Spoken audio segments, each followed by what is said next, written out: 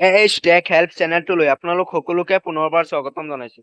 আজি আমি আলোচনা কৰিম 2025 চনৰ নতুন চেনচুন হোৱা গড়ৰ লিষ্টখন কেনেকে চাব আপোনাৰ মোবাইল ফোনৰ জৰিয়তে। আপোনালোকে ক'তো যাব নালাগে, আপোনালোকে পঞ্চায়তত যাব নালাগে, কোনো কম্পিউটাৰ দোকানত যাব নালাগে। যদি আপোনাৰ হাতত এটা স্মাৰ্টফোন আছে, আপোনালোকে এই চেনেলটো অতি সোনকালে ছাবস্ক্ৰাইব কৰি ৰাখক, কাৰণ এই চেনেলত এনেধৰণৰ নতুন নতুন আপডেট সদায় দি থাকো। এতিয়া আপোনালোকে এই লিষ্টখন চাবলৈ হ'লে আপোনালোকে মোবাইলৰ জৰিয়তে আপোনালোকে চাব পাৰিব। আগতে কি হৈছিল যে পঞ্চায়তত গড়ৰ লিষ্টখন গৈ চাব লাগে, কিন্তু মোবাইলৰ জৰিয়তে আগতে অনলাইনৰ জৰিয়তে এনেকুৱা অসুবিধা নাছিল। কিন্তু এতিয়া অনলাইনৰ জৰিয়তে আপোনালোকে সকলোখিনি বস্তু চাব পাৰিব, নাম আছে নে নাই বা কিমান টকা গড়ত লাভ কৰিব। যদি আপোনালোকে জানিব বিচাৰে আপোনালোকে গড়ত কিমান টকা লাভ কৰিব, আপোনালোকৰ যদি এই লিষ্টত নাম আহে, আজি আপোনালোকক দেখুৱাম এই গড়ৰ লিষ্টত আপোনালোকৰ নাম আছে নে নাই কেনেকে চেক কৰিব। যদি আপোনালোকৰ গড়ৰ লিষ্টত নাম থাকে মোক কমেন্ট কৰি জনাব। কমেন্ট কৰি জনোৱাৰ পাছত আপোনালোকক মই পৰৱৰ্তী ভিডিঅ' এটা বনাই দিম। আপোনালোকে ঘৰত কিমান টকা লাভ কৰিব এইটোত আপোনালোকক জনাই দিম। এতিয়া আপোনালোকে চাওক, এতিয়া যদি এই লিষ্টখন আপোনালোকে চাব বিচাৰে তেতিয়াহ'লে আপোনালোকক যেনেকৈ দেখুৱাম তেনেকৈ আপোনালোকে দেখিব লাগিব, আৰু আপোনালোকে ভিডিঅ'টো প্ৰথমৰ পৰা শেষলৈকে চাই থাকিব।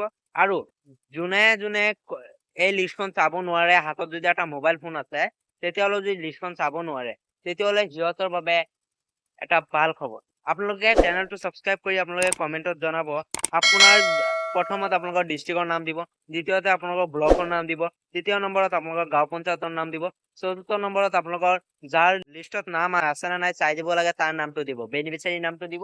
দিয়াৰ পাছত আপোনালোকক মই চাই দিম। এতিয়া পৰৱৰ্তী ভিডিঅ'ত সেইটো মই চাই দিম, আপোনালোকে কমেন্ট কৰিব। এতিয়া এই লিষ্টখন কেনেকে চাব লাগে, এই ভিডিঅ'ৰ ডেছক্ৰিপশ্যন বক্সত এটা লিংক থাকিব, সেই লিংকত ক্লিক কৰিব। ক্লিক কৰাৰ লগে লগে আপোনালোকে এইটো ৱেবছাইটত আহি যাব। এইটো ৱেবছাইটত অহাৰ পাছত আপোনালোকে ইয়াত এটা অপশ্যন দেখিব পাই আছে ওপৰৰ ফালে আৱাৰ্ডছ অফ বুলি। এই আৱাৰ্ডছৰ অপশ্যনত আপোনালোকে ক্লিক কৰিব। ক্লিক কৰাৰ পাছত আপোনালোকে ইয়াত চাওক, স্ক্ৰল ডাউন কৰিব।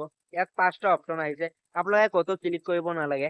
আপোনালোকে যিটো দ্বিতীয় নম্বৰ অপশ্যন দিয়া আছে ৰিপৰ্ট, এই ৰিপৰ্ট অপশ্যনত আপোনালোকে ক্লিক কৰি দিব। ৰিপৰ্ট অপশ্যনত ক্লিক কৰাৰ পাছত আপোনালোকৰ ওচৰত এনেকুৱা ইণ্টাৰফেচ আহি যাব। এতিয়া আপোনালোকে কি কৰিব, স্ক্ৰল ডাউন কৰি তলপিনে আহিব। তলপিনে অহাৰ পাছত একেবাৰে তলপিনে আহিব। এই নম্বৰত এটা অপশ্যন দেখিব পাই আছে ছ'চিয়েল ইডিট ৰিপৰ্ট। এইটোৰ তলত এটাই অপশ্যন থাকিব, বেনিফিচিয়াৰী ডিটেইলছ ফৰ ভেৰিফিকেশ্যন। আপোনাৰ সকলোখিনি ইনফৰমেশ্যন ভেৰিফিকেশ্যন হৈ গৈছে চৰকাৰৰ ফালৰ পৰা। আপোনালোকৰ পঞ্চায়তত লিষ্টখন আহি গৈছে। এতিয়া আপোনালোকৰ অনলি খালি ঘৰ পাব। আপোনালোকে পঞ্চায়তৰ ফালৰ পৰা আপোনালোকৰ ঘৰত মানুহ আহিব, আহি ফটো উঠাই লৈ যাব। ফটো উঠাই যোৱাৰ পাছতে আপোনালোকৰ একাউণ্টত পইচা সোমোৱা আৰম্ভ হ'ব।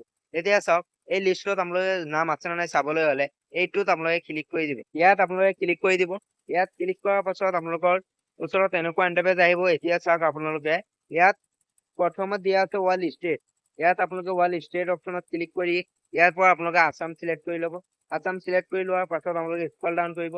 স্ক্ৰল ডাউন কৰাৰ পাছত আপোনালোকৰ দ্বিতীয় নম্বৰ যিটো অপশ্যন দিয়া আছে চাওক, এই দ্বিতীয় নম্বৰ অপশ্যনত আপোনালোকে ক্লিক কৰি আপোনালোকৰ নিজৰ নিজৰ ডিষ্ট্ৰিক্টটো আপোনালোকে ইয়াৰ পৰা চিলেক্ট কৰি ল'ব। আপোনালোকৰ কোনটো ডিষ্ট্ৰিক্ট হয় এইটো আপোনালোকে চিলেক্ট কৰি ল'ব। চিলেক্ট কৰি লোৱাৰ পাছত আপোনালোকৰ 3 নম্বৰ চিলেক্ট বুলি অপশ্যন দিয়া আছে, এই চিলেক্ট অপশ্যনত আপোনালোকে ক্লিক কৰি আপোনালোকে ইয়াৰ পৰা আপোনালোকৰ যিটো নিজৰ নিজৰ এই ব্লকৰ নামটো আপোনালোকে ইয়াৰ পৰা চিলেক্ট কৰি ল'ব। আৰু এতিয়ালৈকে যদি আপোনালোকে চেনেলটো ছাবস্ক্ৰাইব কৰা নাই, অতি সোনকালে চেনেলটো ছাবস্ক্ৰাইব কৰি লওক, কাৰণ এনেধৰণৰ নতুন নতুন আপডেট এই চেনেলত ৰেগুলাৰ যদি আপোনালোকে পাই থাকিব বিচাৰে, চেনেলটো ছাবস্ক্ৰাইব কৰি কাষত থকা বেল আইকনটো প্ৰেছ কৰি ৰাখক, আৰু এই ভিডিঅ'টো যিমান পাৰে শ্বেয়াৰ কৰি দিয়ক। তাৰ পাছত 4 নম্বৰ অপশ্যন চিলেক্ট অপশ্যনত আপোনালোকে ক্লিক কৰি ইয়াত চাওক চিলেক্ট অপশ্যন, এই চিলেক্ট অপশ্যনত আপোনালোকে ক্লিক কৰি ইয়াৰ পৰা আপোনালোকে নিজৰ নিজৰ গাঁও পঞ্চায়তটো আপোনালোকে ইয়াৰ পৰা চিলেক্ট কৰি ল'ব। আপোনালোকৰ যিটো গাঁও পঞ্চায়ত, এই গাঁও পঞ্চায়তটো চিলেক্ট কৰি ল'ব। চিলেক্ট কৰি লোৱাৰ পাছত আপোনালোকৰ একেবাৰে লাষ্টত যিটো অপশ্যন দিয়া আছে চিলেক্ট বুলি, এই চিলেক্ট অপশ্যনত ক্লিক কৰি আপোনালোকৰ যিটো 2024-25 একেবাৰে তলত স্ক্ৰল ডাউন কৰি আহিব। আহি তলত একেবাৰে তলত যিটো অপশ্যন দেখিব পাই আছে 2024-25 এইটো চিলেক্ট কৰি দিব।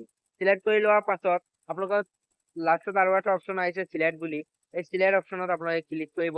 এই চিলেক্ট অপশ্যনত ক্লিক কৰাৰ পাছত ইয়াৰ পৰা আপোনালোকে প্ৰধানমন্ত্ৰী আৱাস যোজনা গ্ৰামীণ 1 নম্বৰত যিটো অপশ্যন দিয়া আছে 1 নম্বৰ অপশ্যনত ক্লিক কৰিব। 1 নম্বৰ অপশ্যনত ক্লিক কৰাৰ পাছত স্ক্ৰল ডাউন কৰি তলপিনে আহিব।